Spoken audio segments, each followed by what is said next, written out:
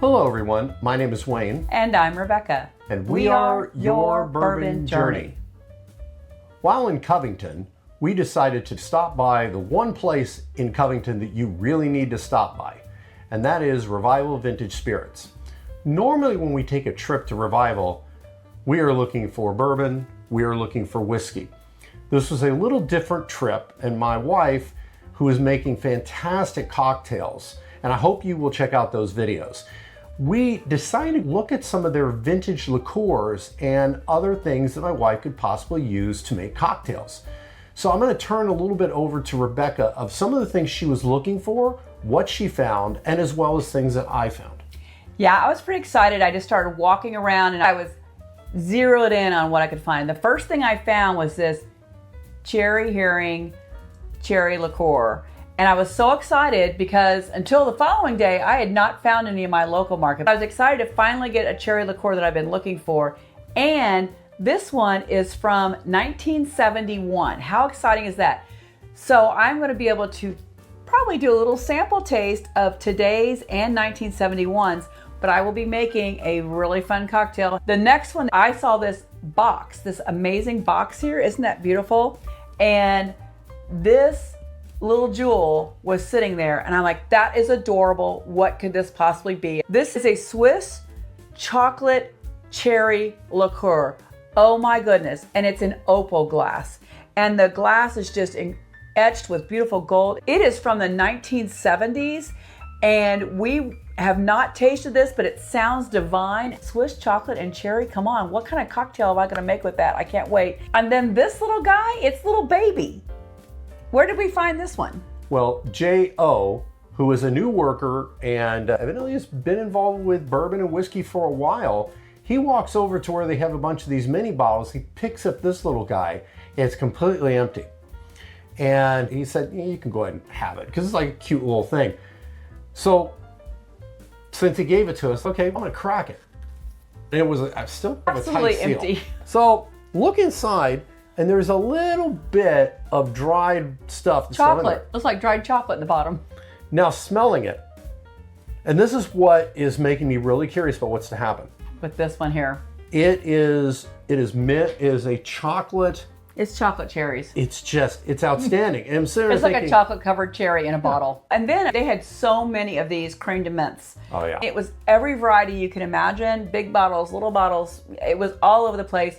Plus, it was cool that night in their bar downstairs. They have vintage bottles to make cocktails with. That's where I got the idea. And we always enjoy a vintage cocktail when we're there. Oh, yes. Always. And their special that night was a grasshopper. And they were using 1970s Hiram Walker, creme de menthe, and their chocolate. Mm-hmm. So it was a fabulous grasshopper and it was only $5. I'm just saying. So you got to stop in there. So I was looking and really evaluating. I'm like, gosh, I'm not really big on creme de menthe, but I feel like if I'm doing a vintage cocktail, that's going to be super important. So I settled on this guy, and it almost looks blue with the lights, but it is a Dubuchet creme de menthe. It is from 1966, and I was super excited about this. And we were able to get a really good price on it because it's a smaller bottle and most people weren't looking for this one because it's not a well-known brand. I can't wait to find out more about that and make a fun cocktail with it. Then the final one for my cocktail series, upstairs, you can do tastes of vintage pours. So they had this Kahlua bottle open doing tastes. And as you can see, they had 1979 written on here. I think it was $5 a quarter ounce pour. Something. We tasted it. Oh my goodness. It was back in the day when they actually made this with coffee and it was a laborious process. It's not like it is today with flavoring. It was so thick and rich and amazing. We didn't get it that night, but we came back the next day for something else. And I said, can I buy what's left in the bottle? Sure, it's not much left in the bottle. I said, I really want to make a vintage cocktail with this Kahlua that is so amazing. So we were able to purchase this little what's left over in this Kahlua bottle, and I can't wait to do it. So that was my little fun stuff as far as vintage, and we'll be making some cocktails. It probably won't be part of my Thirsty Thursday series. We'll probably sprinkle them in on Fridays the week after if we do a vintage. reviews. I was excited. Well, there actually is one more that you got, and that's this box Oh, here. I forgot about that one because it's over by you. Let me kind of move That this. actually started the whole process. Yes, it did. I love a good amaretto sour. There's so many drinks you can make with an amaretto. And this was a 1970s amaretto. I like the size of the bottle. It's not a huge bottle of it. And look at those adorable little liqueur glasses that came with it. Can you imagine? From the 1970s, and the glasses are not broken. And we were able to negotiate a pretty good price on this as well. So yes, we will be doing something with an amaretto as well. So let me move this back over here, and then we will get to the couple of things that I bought. I'm going to start with this one here, which is actually the one that I really had in mind, and we will eventually review this. Yeah, this would be an official review. This is a Four Roses from the 1990s. This was only released in Japan, and I had been searching for an older Four Roses for quite a while because it was the second or third time that we had gone to Revival when they were in the old building. They were pouring a 1970s Four Roses, which was Yellow label bottle. Yeah, it was under a different company. And my wife started nosing this, and she's like, I couldn't even taste it. It smells she's so like, good. oh, this is so good. And she makes a comment to Brad, I'm having a nosegasm. And Brad lost it, and he started busting up. And he said, I need to copyright that thing, and that quote. So I've been looking for one, and they're few and far between. And then I saw this, and I thought, well, this may be the closest that I can come to something in that wheelhouse of that period of time before the modern version of Four Roses that we have. I actually texted Brad and asked him about this bottle, and we negotiated a fantastic price. And we will be reviewing that in the near future. And look at that bottle. Isn't it gorgeous? I love its very sleek nature. These are actual metal roses on here. It's beautiful. It's fantastic. And Look forward to opening that. when we picked it up, the gentleman that we got the bottle from said the flavor is outstanding. He really liked it. And he's a Four Roses guy. Now this, I have known about Sunnybrook for a long time. This is one of the National Distillers' older brands. And I know this because I had purchased a book from 1934 of all the brands that National Distillers sold. And Sunnybrook was one of the bottles. Never thought I'd run into any size bottle. So cute. And lo and behold, they had these minis. And there's a lot of minis at Revival. They probably have 100 minis right now. Yes. At least 100 minis. And fairly reasonable prices. There's only a couple that are really high. Some are fairly collectible. One we were shown, I cannot remember the brand, but it was from a defunct airline that I'd never heard of. And evidently with a lot of these minis, not only is the value of the liquor there, but where it came from. So if it came from a TWA or a PSA, one of these airlines that's no longer around, people are looking for that stuff because there are people that collect those airline things. So lo and behold, Sunnybrook. I don't know if I'll ever find a bottle of Sunnybrook. And I thought this would be perfect to review in the near future, and ended up getting for a really good price. And it's really cool because what they do is they group them by price point. So you can go and in this cabinet, there might be $35 minis, and this one might be $20 minis. Another one might be $10 minis, or maybe even like $8 minis. So whatever your budget is, if you want to dip your toe into vintage pours, minis are a great way to do it. Oh, absolutely. Low buy-in. We have several that we have bought over time. And so let me get to my next to last one before we do a pour. Now this one here, okay, I'm a wine drinker from California back in the day. And I walk by this bottle and I'm looking at it. It's Italian Swiss Colony. 1970s. 1970s. It's a California port. Now It looks like it's a ruby port by the color. It doesn't state it, but I'm gonna put it here. ports are usually either ruby ports or tawny. And although this has some age on it, to me, it looks like it probably was a ruby port. Yes. And so I looked at the bottle and Screw cap. Screw cap, and probably a lot of hangovers that came in from that company in the day. I think it was 20. I asked the guy, would you do 15? And he's like, yeah, I'll do it. And I'm like, I was cool. So later today, off camera, we're gonna actually pull this out, decant it, do some stuff to try to get some of this stuff out. Because it's got a lot of sediment in it. And we're gonna try it. We're gonna try it. If we end up thinking it's okay, we might share it with you on a video. We might share it in a video, having to do once again with Revival that you can get other things than whiskey at the place. And I will say, there's a bottle that I was very close to buying, and I don't know if you knew how close I was to getting it. Oh, which one was it? It was the cherry wine. Oh. It was in this gorgeous decanter with these beautiful floral notes all over it, and it had a beautiful crystal top that would go on once you open it. But I've never had a cherry wine. I didn't even know where to think about that, but I was like this close. It was fascinating to me. And two quick last shout outs before we do our tasting. One, it was the last thing I actually looked at, and I sat there and I got down on my knees because my wife pointed out this bottle of Muscatel. I'm a fan of the old TV show Sanford and Son. I remember in the 70s, and I wasn't old enough to drink then, but this is the people get hammered on. And I busted up and I'm looking at it, it was like $15 or $20. And if It was a huge bottle. That was the only problem. It was a big bottle. If it had been this size, I would have asked the guy to negotiate, probably pulled the trigger. But it was so big, so I like passed on it. And the other one was a tequila that the guy brought up that was shaped like the glass worm.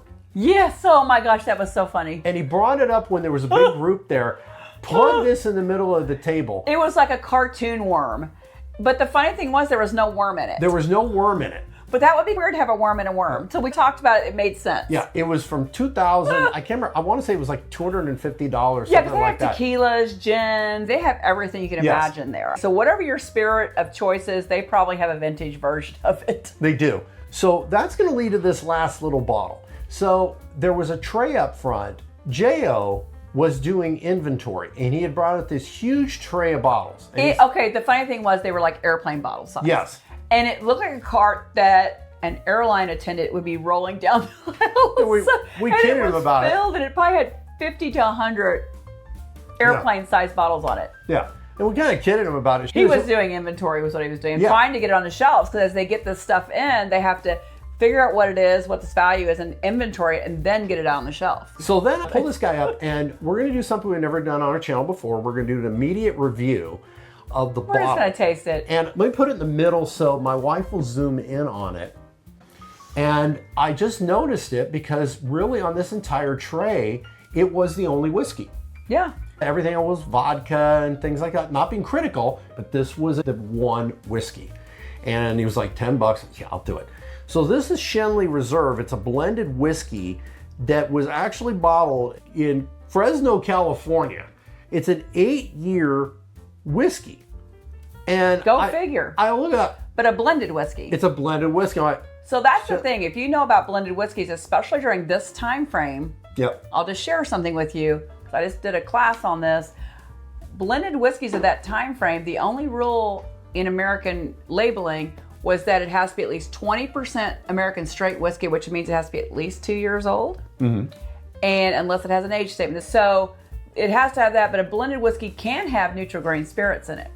But it doesn't have to. A lot of blended whiskeys today are using almost all straight whiskeys, but they were doing some really funky things.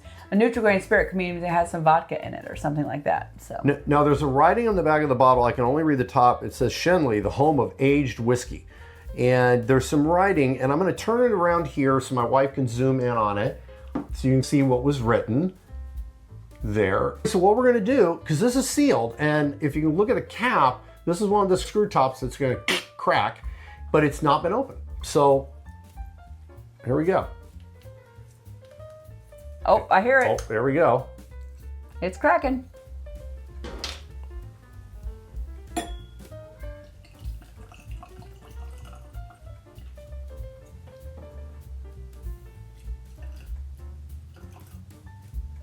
We'll put that right there in the center. Let's see what this is all about. Let's go back in time. Like I said, we don't know. It's probably the 60s or 70s. It's very light.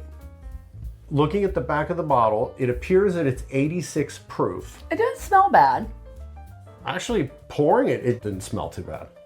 It's light, and you can tell it's a very light proof.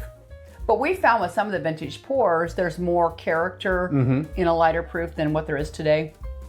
Okay, just before tasting it, anything like that while we're nosing it, so far I'm very pleased. I had no expectation. Look at the legs on this. It has got phenomenal legs. Okay, it has incredible legs. Yeah, the legs are great. It has that dusty funk. It's got a citrus note to it. Lemon. I'm getting lemon. I lemon would agree. It's bright. It's very bright. It's floral. It's like a lemon grove. It's not like you cut a lemon open. It's like a lemon grove. That is a good call. This smells like you're flying over a lemon grove. So let's go ahead and try this, and cheers to you out there, and cheers to all the gang at Revival. Look forward to trying this. Cheers. Cheers.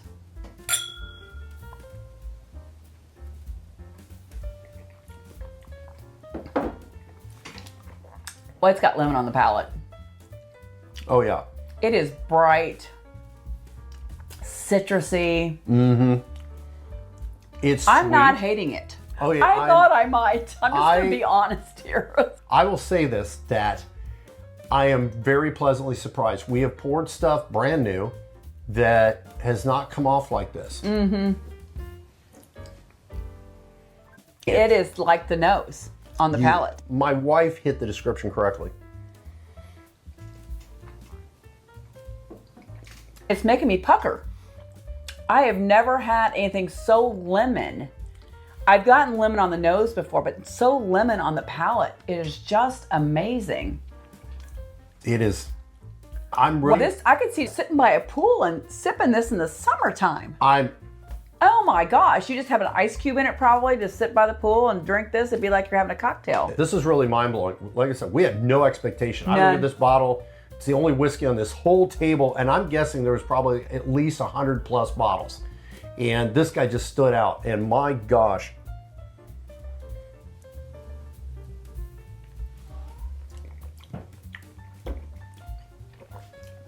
That's really good. Well, I will say this, Brad, you can see this bottle right now. If you run into this, A bigger one? a bigger one, the answer is yes, and we will buy it. Even at 200, anything. Yes. Any other size. Yes, this is It is tasty as heck. It is tasty. It is very unique. I think you described it correctly. It is a lemon orchard, and it's got that little pucker ability. But at the same time, it is very flavorful. And I think the pucker comes from viscosity because we told you about the legs. And it's got this great creaminess. It's got a soft mouthfeel. So sometimes you think lemon might be harsh, but it's creamy in your mouth. But the creaminess, it takes it and puts it in every crevice of your mouth, and you go, wow, I just had lemon. That's amazing. And it's got a decent finish. It does. And it also, as we've said before with other things of this age, it has that dusty funk. You can tell it's from a different era. And But it's not leading with that. it is not. There's You sometimes, can like pick it we up- tasted a Blanton's from what year? 1987. When we were at Revival, we tasted an 87 Blanton's, and we're not huge Blanton fans. They're okay. But this was so deep and rich. It had funk, but you knew it just had more character too. Then this doesn't have that funk on it. No, it doesn't. It tastes like summertime. It does. It's so bizarre. It doesn't have that funk. To me, it has just a touch of it. A touch where of you can- character. Yeah, and I'm floored. Yeah. I'm absolutely floored. Darn, this is good. Wish we had more. Yeah, we will be keeping the bottle. We will finish that last little bit off camera. And we're going to keep it because I definitely am now going to be looking for some. And I'm really shocked that I'm saying this because I had no expectation to this when we first started this video.